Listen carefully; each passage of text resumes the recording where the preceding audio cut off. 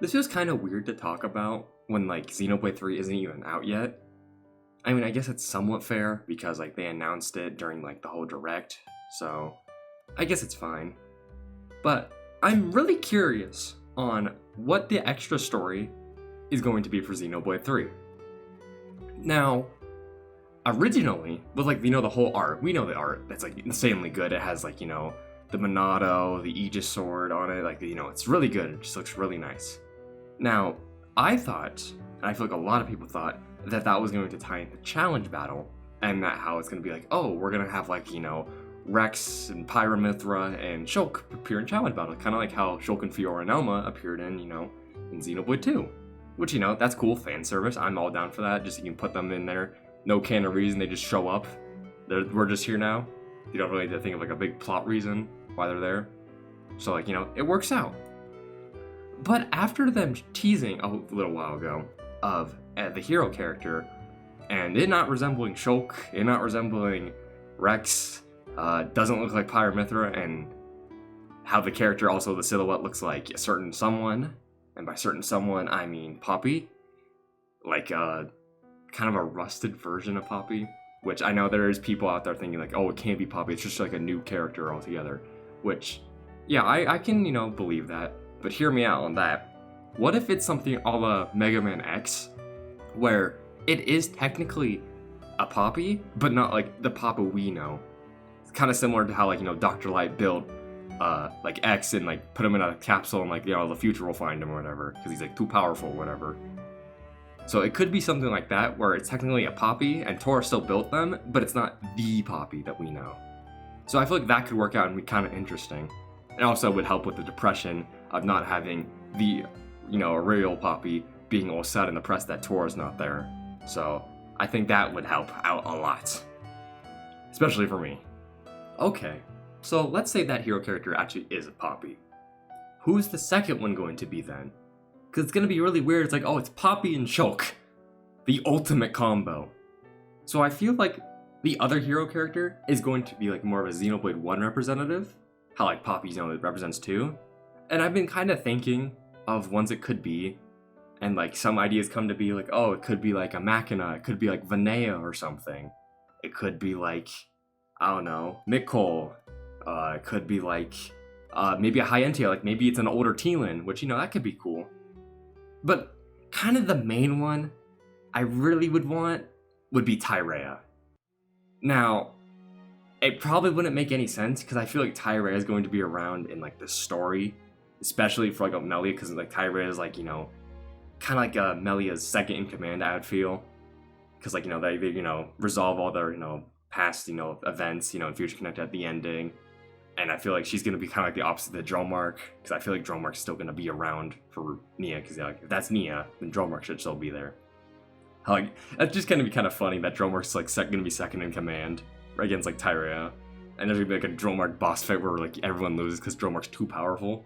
But anyway, I would love Tyrea, because it would give her a chance to be playable, because in Future Connected, she should have been playable. Like, I think there was like even like assets of like her icons that if she like has like been a party member, she would have had.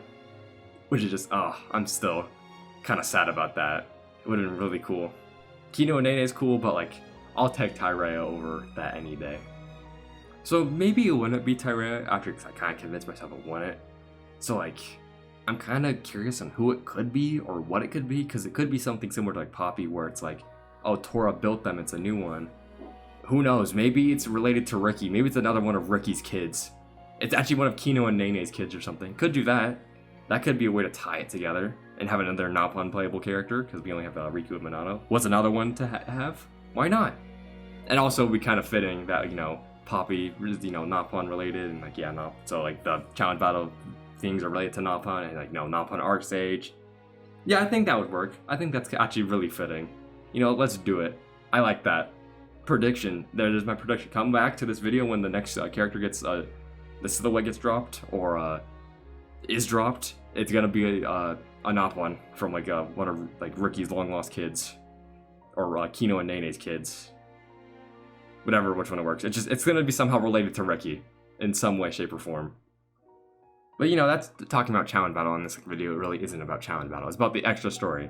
And before we kind of go more in depth on that story, I'm kind of curious, or I kind of want to talk about if it's going to be something like future connected or like a Torna. And what I mean by that is like, oh, is it going to be take like place a year later after Xenoblade 3, or is it going to be like, prior to 3? Which I think it's pretty obvious it's going to be like a Torna to take place prior, because there's a lot of questions that need to be answered. Like, first off, how this war even happened, and also how the worlds fused, because the closest thing we get to the worlds fusing is like the endings of both 1 and 2, and we thought that, but like going off of Future Connected with, Shulk and Melly and all that, none of them say anything about like, oh yeah, new world fused, and like there's all these new people here, which maybe it probably takes place a little after, maybe because like the whole Fog King and like those rifts, that's when it starts to happen. Which I don't know. That whole thing I'm still kind of confused on. So, which I think there's going to need to be like a Torna to explain and show us what happened. I'm sure basically in base game they're going to basically kind of do what 2 does with Torna and talk about it.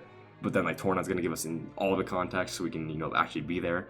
Which, if it is a Torna, and I feel like that key art with the Monado and the Aegis Sword are going to tie into that. What if, kind of like Torna, we have like 3 party members or whatever? And like our party members are like past characters. Like we have like Shulk, maybe like Ryan, I don't know, Melia, because actually maybe you could have Melia and Nia be characters, and like Shulk, and then have Rex, Pyra, Mythra, and like that's your squad for the game or something. And then like actually I hope something sad doesn't happen to all of them. I don't want that. Just at the end, like our Rex, Pyra, and Mythra just kind of leave, and then Shulk's like, I'm gonna go make Monado 5. And just never is seen again or whatever. But with like a Torna-like thing, how Torna is to 2, like the combat's kind of, I guess, streamlined a little bit, so I feel like they'll kind of do that with 3, which I kind of wonder how they'll streamline that. Like, are they just going to get rid of Ouroboros as a mechanic? Because they might do that. Because, like, I doubt, like, I don't know, Rex and Pyra and Mythra are going to Ouroboros into a thing, and then, like, I don't know, Shulk and Melly are going to do an Ouroboros. I don't know, I doubt that. So maybe that won't be a mechanic in that, but then be with the point of like fusion arts. So it's really hard to kind of talk about this because the base game's not even out and we have no context of it if it's going to be that. It could just be a future connected for all we know, which I feel like that'd be kind of like, just, it would be a nice thing. Like it just would be kind of happy. We're like, oh yeah, the world's, I hope the war is over at the end of the game. That'd be nice. So that I don't want characters to be depressed and like dead. But they could do that and just say, haha, we're gonna give you a really depressing ending, and our like extra story is gonna even be more depressing because it takes place a year after, so everyone's dead, haha. But no, I doubt to do that. Torna seems like a Torna-like thing seems way more likely, which also, if it's like a Torna-like thing and you have to pay for it, that's literally just going to be a new Xenoblade game, because going off of Torna's massive. I put in like, how many hours? 60, 70 hours into it, my first playthrough. Actually, no, first playthrough, I think it was around 50, but then I did like New Game Plus for fun, which I feel like a lot of people don't do Torna New Game Plus. I just did it because I just wanted to. So I can just kind of go through the story again. I threw in like another 20 hours because I did all the side quests again. Because like, you're kind of forced to do them, but like I personally don't mind. I like doing the side stuff in Xenoblade games. I know this is the whole rant about the whole community being like bad, which maybe, actually no, I doubt they'd probably do a community thing in like, whatever, a Torna-like thing for Xenoblade 3. It looks like we know Affinity Chart's back, so I doubt they'll do. Just, oh yeah, for this it's community. But man, if it is like a Torna-like thing and we actually get to like, play as like, Rex and Pyra, Mythra and like Shulk again, that's just gonna be so cool. Just to see them again and just, oh, I can't wait. I can't wait for that. I'm like super excited for base game. I'm super excited for like this that is basically coming out a year from now, because it comes out like next year, like Christmas time. So like also insane that we get like pretty much a year and a little bit more of just straight Xenoblade 3 content with the just challenge battle and like all the new stuff. It's gonna be so nice. I'm always gonna come back to this game. I'm not sure if I'm gonna like exactly what I'm gonna do. I'd rather if I stream it. I probably won't actually. Maybe for challenge battle. I don't know. But just, man, I'm super excited for this. And like, even like, they basically gave us nothing for this, and I don't even know why I'm really talking about it. I'm just super excited for it. The only thing we know is just, oh, here's like a silhouette of like Poppy for challenge battle, and here's the key art. Go crazy. It's Minato. It's Aegisword. Go crazy. So I really don't have much else to say, because like I've said a bunch of times, they gave us like kind of barely any information. It's just like, purchase Xenoblade Chronicles 3 expansion pass. Here's this cool art. And that's it. Nothing else to go on. Just, Rex, Pyra, Mythra, and like Shulk make an appearance in the game. And, that's gonna be really cool. I just hope, if they do, they don't die. And it's depressing, because I don't want them to die. I love those characters. They're some of my personal favorites. Obviously, Rex, Pyra, Mythra being my number one, and Shulk, not being that far behind. It's just, I do hope they don't. It's not like a tragic ending like Torna, where they all die or something. Or at least, I just don't know. No death. Even though this game's about life, and like people dying, I don't want that for them. Just say that like they find a portal to go to Smash Brothers, so Smash Bros is canon in Xenoblade now. That's the ending.